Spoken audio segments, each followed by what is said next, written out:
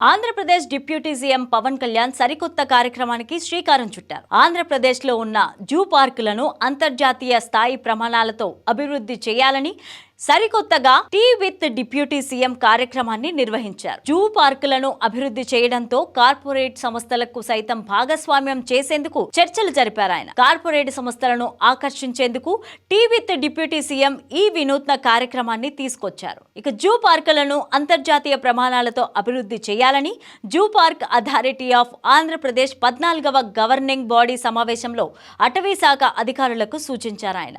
అయితే రాష్ట్రానికి పర్యాటకులను ఆకర్షించే విధంగా ప్రత్యేక కార్యక్రమాలను రూపొందించాలని పవన్ కళ్యాణ్ ఆదేశించారు. విశాఖపట్నం, తిరుపతి జూ పార్కులకు ఎక్కువ మంది పర్యాటకులను ఆకర్షించే విధంగా ప్రత్యేక కార్యాచరణను రూపొందించాలని సూచించారు ఆయన. అయితే రాష్ట్రంలో కొత్తగా జూ పార్కులను ఏర్పాటు చేసేందుకు ఉన్న అవకాశాలను పరిశీలించాలని అధికారులను ఆదేశించారు. కొత్త జూ పార్కుల ఏర్పాటుకు నివేదికలు రూపొందించాలని, అలాగే అరుదైన జంతువుల దిగుమతి, ప్రదర్శనలపై కూడా ఫోకస్ పెట్టాలని చెప్పారు.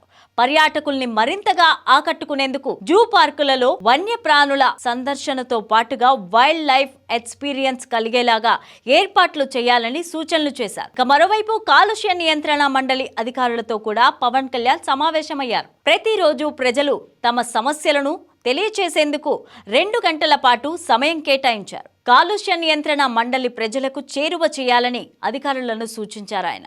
అయితే అందుకు తగిన విధంగా ప్రణాళికలు రూపొందించాలని కాలుష్య నియంత్రణ మండలి అధికారిక వెబ్సైట్లో వాయు, జల, శబ్ద కాలుష్య వివరాలను ప్రజలకు అవగాహన కలిగించే విధంగా పొందుపరచాలని ఆదేశించారు. ఇక ఇటీవలే పవన్ కళ్యాణ్ రాష్ట్రంలో ఎర్రచందనం స్మగ్లింగ్, అక్రమ రవాణాకు అడ్డుకట్ట వేయాలంటూ కీలక ఆదేశాలు జారీ చేసిన సంగతి తెలిసిందే.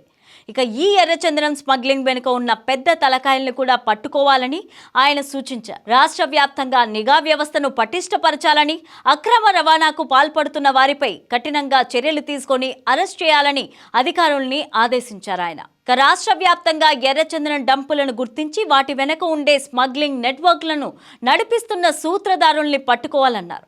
అలాంటి వారు తప్పించుకోకుండా కేసులు నమోదు చేయాలని, గతంలో ఎర్రచందనం అక్రమ రవాణా కేసులో అరెస్టై బెయిళ్లపై బయటకు వచ్చిన వారిపై నిఘా పెంచాలని సూచించారు ఆయన. ఇటీవలే కడప జిల్లా పోట్లదుర్తిలో ఉన్న జగనన్న కాలనీలో పెద్ద ఎర్రచందనం డంపులను గుర్తించారు. ఈ వ్యవహారంపై నివేదికను డిప్యూటీ సీఎం పవన్ కళ్యాణ్ కు అందజేశారు అధికారులు. మొత్తం 158 దుంగలు దొరికాయని, పలువురు నిందితుల్ని అరెస్ట్ చేసినట్లుగా తెలిపారు.